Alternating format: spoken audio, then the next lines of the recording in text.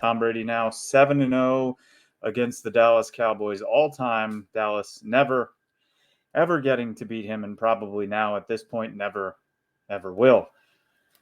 You're probably wondering what's on my face. I'm so disgusted with this Dallas Cowboys franchise, with this Dallas Cowboys front office, with this Dallas Cowboys coaching staff that I don't even want to show my face. I feel like a Detroit Lions fan. So I asked my wife, who's an Eagles fan, high on life. As soon as I get home, she goes, hey, loser. I said, do we have any paper bags in the house? I'm going to cover my face. This is the only one in the house, and it's green. I have a green paper bag over my face. How fitting after the Eagles' 35 win to start the season against Detroit. And yes, I have my We Dwell in the Past shirt on. All right, let's jump into this. If you can tell, my voice is very monotone. If you listen to Birds vs. Boys, watch Birds vs. Boys, first of all, thank you. Second of all, I'm usually pretty animated. I'm the guy that yelled, be the team you promised me you'd be. Got nothing left here, ladies and gentlemen. I'm so numb. I shut the game off last night as soon as Dak got hurt. I've never turned a Dallas Cowboys game off in my life. But hey, I have a child now, and sleep is more important than this goddamn team keeping me up all night, listening to the post-game show, analyzing play after play. I don't have time for it anymore. If the front office is not going to put in the effort, put in the time, or care, I'm not going to. Because I don't get anything out of this team anymore at this point. I'm done. I'm frustrated. I'm numb. I'm annoyed. And here we go with another injury from Dak. And I don't want to call him injury prone, but he's had 6 major injuries in the last 20 games that he's played. Right? He had the broken leg, the ankle, the lat and the shoulder, the calf strain. And then right before the season, his shoes were tied too tight. And then Jay Glazer comes out before the game saying, popped scar tissue, but he's fine. And now he breaks his hand, his thumb. I'm done. They didn't even look good at all before that, because this team was like, you know what? Bye, Amari Cooper. Bye, Lyle Collins. Which, okay, I get it. You're running a business, trying to save cap space, which they have 20 million of right now that they're not using.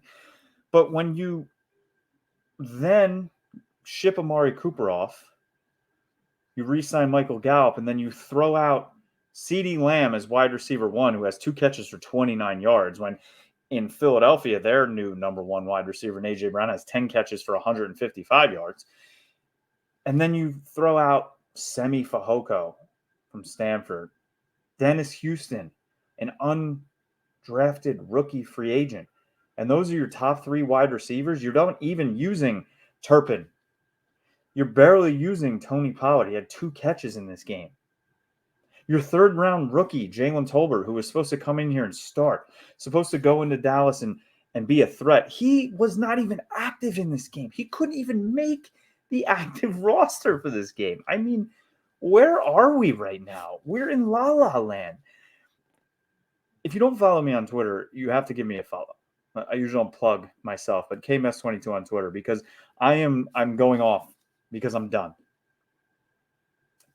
Cowboys fans need to stop going to Cowboys games in AT&T Stadium.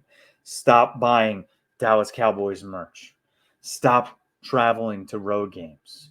Stop watching the national media coverage where Dallas is on all the time. Stop with the ratings, because this is all Jerry and Stephen Jones care about: money and being in the media. If you take those things away, then we have a chance for real change to happen. But until then, it's going to be ho-hum. It's going to be Terrence Steele at right tackle, who has 4 penalties last night. 4 fucking penalties. How do you have 4 penalties as one player in one game? False start, holding. What are we doing? And then you sign Jason Peters. He's going to be the savior. 40-year-old man. I guarantee at this point, he watched that game last night, and now Cooper Rush is going to be playing quarterback. And he's like, get me out of here. Get me on a contender because I don't want to play on this line. Did you see how bad Farniak played once Connor McGovern went in? I can't even trash Tyler Smith, the rookie. He actually looked pretty good. He looks like he's going to be the left tackle of the future. But everybody else, did anyone else on offense want to play last night?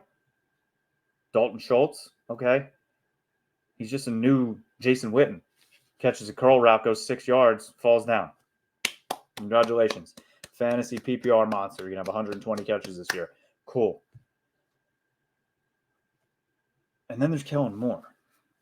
This is the frustrating part, right? Cowboys fans, we want them to be creative. We're ho-hum. We get mad when it's 2nd and 12 and it's a run up the middle.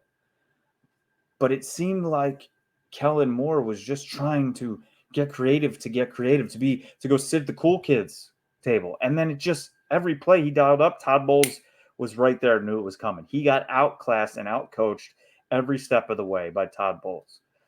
And last year, right, Zeke gets hurts his PCL. Everybody, he's fine. But they continued to pound the rock with Zeke, and he couldn't go anywhere. He looked like trash. Last night, he's ripping off runs, 6, 7, 9, 12 yards. He looked good. He looked fresh. He looked like the Zeke of the past almost. And then they just abandoned the run. And they're like, nope, Dak, putting it on your shoulders, throw it 47 times. What are we doing? The only savior in this entire game and on this entire team right now is Micah Parsons, who single-handedly kept them in this game, single-handedly stopped Tom Brady and Tampa in the red zone multiple times, 2 sacks, which led to a missed field goal and 1 other field goal. If it wasn't for him, that's 14 points probably on the board or 10 points on the board. And this is a blowout, 19-3. It looks like the Cowboys were actually in this game. It's unbelievable that at 13-3, it seemed like it was 47-0. I never, not once, except for the first drive, thought that the Dallas Cowboys actually had a shot to win this game. And now I'm declaring after 1 game, this season is done. Okay, they're saying Dak Prescott's out 6 to 8 weeks with a thumb injury. Think about how thumbs and hands work. If the surgery of the thumb heals within, let's say, 8 weeks, do you think that means that all of a sudden at week 8, Dak Prescott's going to be able to grip a football, throw a football with velocity and with accuracy? Absolutely not. This isn't going to be, okay, hold out to the bye week and then Dak is coming back the savior, which didn't even look like a savior last night when he was playing. This season is shot. If you look at the new odds that are out right now to win the NFC East, the Philadelphia Eagles are at -130. The Dallas Cowboys are in the basement at +500. I love the chances of winning plus money, but I wouldn't take that bet if someone gave me free money to bet on. This problem starts at the top. Jerry Jones, Stephen Jones, they are the problem. Everything that happened last night, if you've been following this team, if you've been paying attention, if you've been connecting the dots, none of it was surprising. None of it was out of the realm of possibility or out of the realm of probability. This is the team that they built. This is the team that they said, we're going out fighting with. We're going out to compete for a Super Bowl with. We're going out for Mike McCarthy to win this season after 12. No, nothing has changed from the second half of last season. Since Dallas beat New England in New England, they have been a clown show. They have been a train wreck. They have been a disaster. Penalties, undisciplined football, the inability to push the ball down the field. And we saw it again last night against Tampa. They were not able to push the ball down the field at all because they have absolutely no one to spread the field. They desperately need Michael Gallup back. They need James Washington to come back. But that's, again, not going to fix this team because the core of the issue is so much deeper than that. It goes to this. Yeah. Jerry Jones playing to win. Is that what we're doing? Are we really playing to win? Is this what you're doing anymore? No. They're playing to make money. That's all they care about. And I hear in places around the country they're burning books again. Can we burn this one? Can this be added to the burn books list? Because it's trash. This whole franchise right now is the laughing stock of the NFL. It's not the Jacksonville Jaguars.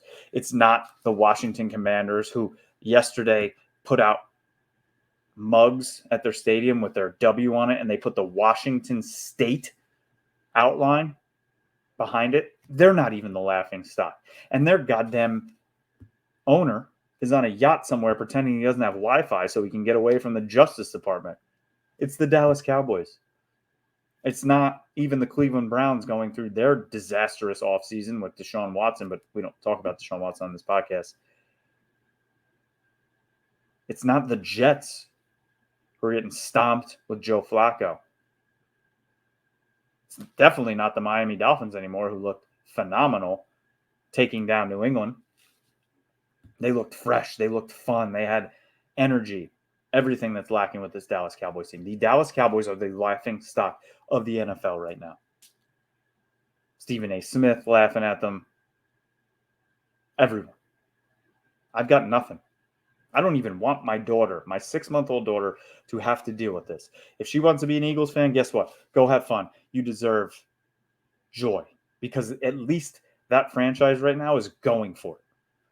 At least that GM and that owner is telling Jalen Hurts, if you're going to fail, it's going to be because of you, because we are going to surround you with nothing but talent, with A.J. Brown, with an unbelievable offensive line, with pieces all across the defense.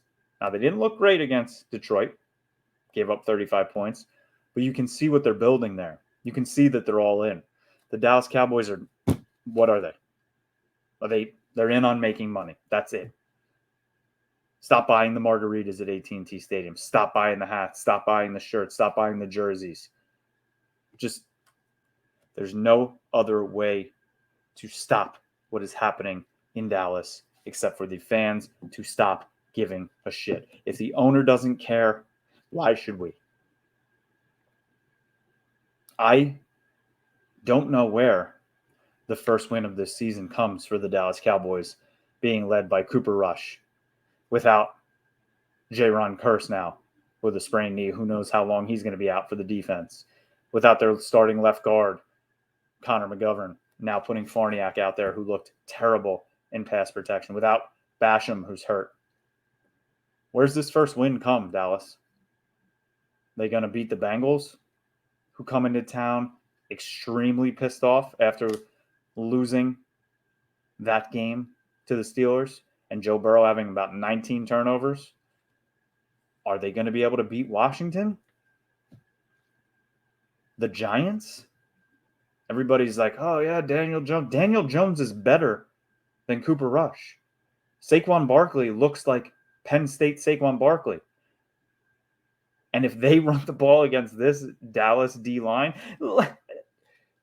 Tampa Bay ran to the left side 8 times on Sunday Night Football. They averaged 9 yards a carry, running directly at Trayvon Diggs, who does not look like he knows how to tackle. He looked very good in coverage last night. Yes, he gave up the touchdown to Mike Evans, but that was a freak touchdown. But he only gave up 33 yards. But he can't tackle. If Saquon Barkley does that, he's going to run for 175 yards against this team if he is healthy. The Eagles? How? I thought they matched up well against the Eagles. I don't know if they match up well against Appalachian State right now. They're a sorry excuse for an NFL franchise. And that's why I have this damn bag on my head. And of course, it's green. I don't know where to go from here.